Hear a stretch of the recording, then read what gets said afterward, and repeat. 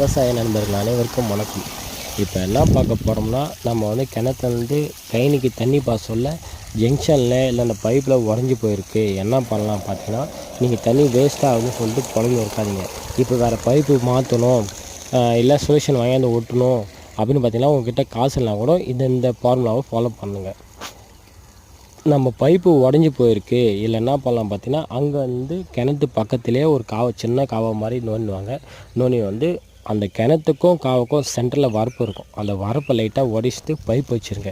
Pipe வச்சுட்டு அந்த பைப்பில் போகிற மாதிரி தண்ணி காவா கரெக்டாக அதை எடுத்து வச்சுருங்க. எடுத்து வச்சோடனே அந்த தண்ணி என்ன பண்ணுங்க, நேராக பைப்பு வழியாக போயிட்டு நேராக ரிட்டன் கிணத்துக்கே போயிடுங்க. கிணத்துக்கே போயிடனா உங்களுக்கு தண்ணியும் வேஸ்டேஜ் ஆகாது. ரிட்டன் அது வர தண்ணியும் நேராக கிணத்துக்கே போயிடுங்க. இந்த ஃபார்முலா உங்களுக்கு யூஸ்ஃபுல்லாக இருந்தால் ஒய்எஸ் சேனலை சப்ஸ்கிரைப் பண்ணிவிட்டு லைக் பண்ணுங்கள், ஷேர் பண்ணுங்கள், மறக்காமல் கமெண்ட் பண்ணுங்கள். அப்போ தான் எனக்கு தெரியும்.